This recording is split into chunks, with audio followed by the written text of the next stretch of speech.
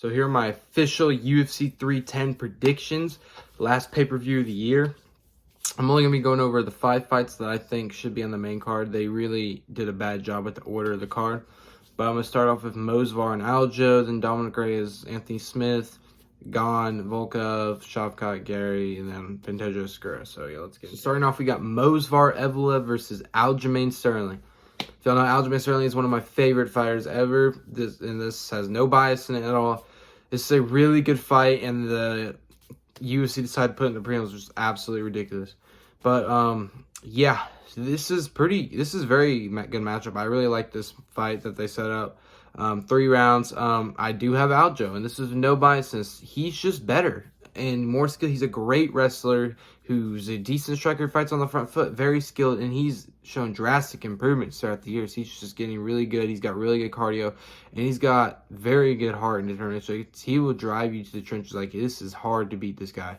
Mosvar Evloev, he's undefeated. I do think he's the worst undefeated fighter that's ranked on the roster, arguably. But to be honest, I think this guy's just like average at everything. He's not great at anything. There's nothing he excels at. He's decent, nothing great though. Aljo's just going to outwork him. I think he's just going to do more and do enough to win. I doubt Mosvar wins. I think the rounds will be competitive, but I think Aljo 30-27's him, if you ask me. Would not be shocked if Mosvar still's around, and I also wouldn't be shocked if they rob Aljo, because, you know, the UFC hates Aljo. But to be honest, I think the UFC hates both of them. That's why they put them in the prelims, because they don't understand grappling. I don't even think there's going to be a ton of grappling. I think this fight will be more on the feet than it will be on the ground, because they both got good groundwork. I do think Aljo's a better grappler, at least a better wrestler, and I think he'll do a little wrestling. I think he'll be a wrestler. I wouldn't be surprised if either of them take each other down. I'd be more surprised if Mosvar took Aljo down. But yeah, Aljo's going to get it done by just outworking him. And yeah, next we got Dominic Reyes versus Anthony Smith. That is the featured prelim. I also think it should be the main card, but it's all good. Yeah, Anthony Smith is not good. I'm gonna be real. He's just not good. Reyes, I think, puts him away early. I would not be surprised if he doesn't put him early, maybe because of distance. But I'm going Reyes first round TKO. I just think he's gonna catch him. The first clean combo is going to rock Anthony. He's gonna drop him and finish him. Reyes coming off a very good win when he fought in, I think, Kentucky. Great win, knocked him out very early, and Smith just loses too much. And I really think Smith's just not that good. I think Reyes is going to take care of him pretty early. Next, we got Cyril Gane versus Alexander Volkov, featured bout. This is a really good fight, very even. But yeah, I got Cyril Gane in the decision. I think he'll be competitive, but this is a little similar to the Aljo Mosvar fight, kind of. I think Volkov's just solid everywhere. I think he's a better striker than he is grappler. I think he's an average wrestler, pretty decent striker, but could be better. Gane is a great striker, top 10 striker, in my opinion. He's not a normal heavyweight. This guy moves like a flyweight. No one's like, he's very, it's not an ordinary heavyweight, and I think people know this by now. And his takedown defense has improved a lot. He had great takedown defense against Spivak in his last fight. And he just showed it before. Like, he's great takedown defense. He can prove he can fight with the best. He's a great striker. And he's just very, very fast. Does not move like a heavyweight. And that makes it really hard for other heavyweights to fight him because he doesn't act like a normal heavyweight. Volkov is pretty good. He's on a big win streak right now. But I just don't think he's going to do enough. I think Gane's going to outstrike him. Volkov's a good striker, but I just think Gane's better. Gane is a really good fighter. People don't understand. Like, he's underrated. People don't actually understand how good he is because of the John Jones fight.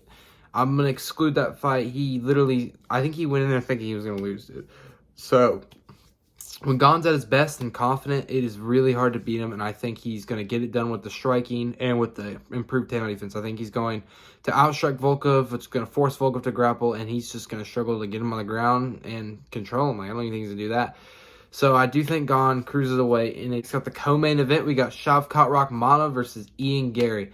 This, in my opinion, will be the fight of the night. Very even fight. They're both very even, and I was this close to switching my pick to Ian Gary, but I got Shavkat Rakhmonov because of his confidence. And before I say this fight is 50-50. I would not be surprised if either one of them takes it at all. I do think it's going the distance. Let me just say neither of these guys have a chance against Bilal. Bilal mauls them both on the same night. But this is a really good fight for each other. Like, they are very even. And I do think Shavkat gets it done just by off what we've seen through their skills. I think it's very even a skill, but I give a slight advantage to Shavkat. I just think his grappling is too good. I think Shavkat will struggle to get him down, but I do think he'll get him in the later rounds. Like, first 3 rounds is how I see it going. I think they're going to be on the feet the whole, like, start of the fight, first couple rounds. I don't think we're seeing any takedown attempts. We might, but I don't think he'll get it. Either one of them will get it. Because Shavkat is the most overrated fighter in the UFC, getting off that fight. He's not going to take Ian Gary down, probably. He could, but I doubt it, unless he just spam shoots it. But I do think he'll get later rounds. But to start off, like, I do think they're just going to exchange in striking. I think it's be very even. I think slight advantage to Shavkat. Shavkat's just a good striker. Gary showed that he could not strike at all when he fought MVP and was forced to grapples. That's why I say that. But in the later rounds, I think they're both going to fatigue because they are not great, but they are decent. And I do think Shavkat is going to get some takedowns, and that's where his wrestling is given. But this is where I wouldn't be surprised. This is why I want to speak. First of all, Ian Gary's confidence is very good. This guy does not care anything. But Gary's grappling could have improved. He's been working with Oliveira, Burns, those Brazilians. We could see some improvements with Gary. I mean, Shavkat's got so many submission wins. I mean, it's hard to think.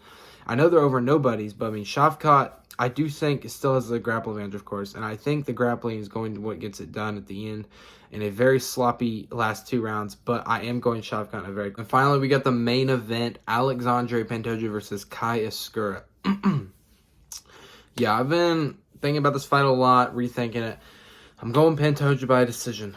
But I'm not going to be shocked if Kai Asakura pulls it off. Obviously, this guy didn't deserve a title shot all in the first place. You don't get a title shot on your debut. That's absolutely crazy. But I just don't think he's ready for this. I really don't think whatever league he was fighting in is not UFC talent, and he's not going to be ready for this. Just get a title shot. Pantoja is so good. Most underrated champion by far right now. He's very well-rounded, great grappler. He's a decent striker, and he's just really hard to beat. This guy's not going to let you beat him. I think he's just going to outwork him. Like I said, he's going to outwork him. Asakura's got a great striker, I'll give him that. And it's very possible he catches Pantoja and knocks him out. But I don't think he'll get it done. Pantoja's just too good, too much experience in the UFC octagon. And I think he's just going to outwork him, use the grappling. I think Kai Asakura's got great takedown defense, but he's going to struggle. I think he's going to panic under pressure, just not ready for the UFC. He's going to grapple him, and he's going to control him, possibly get a submission win, maybe ground and pound win, because he needs to get a finish. In fact, I would not be surprised if Pantoja gets a finish. I mean, we might see one. But I do think he goes the distance. I think those last 2 rounds, Pantoja's just going to bully him. Asakura's going to be tired. Pantoja's going to be tired, too. That's where Kai Asakura could catch him and knock him out. But I just don't think we're going to see it happen. I think Pantoja's just too experienced. He's fought so much good fighters, and he's cleared out the flight division. I just don't think we're going to see anything great from Kai Asakura. Y'all are going to hate on me. I don't know why, what you see this guy, but Pantoja gets it done. He's just too good. And yeah, this is going to wrap it up for the prediction video. Hopefully I go 5 for 5. I hope y'all listen to me, because if y'all know me and follow me, you know that I know ball. And if y'all are betting on it, I highly recommend you listen to everything I've pointed out. And yeah, make sure y'all please subscribe, like, and subscribe, and put on notifications on when I post videos, because we're going to be posting a lot starting 2025. But I'll see you all on Sunday for the recap video.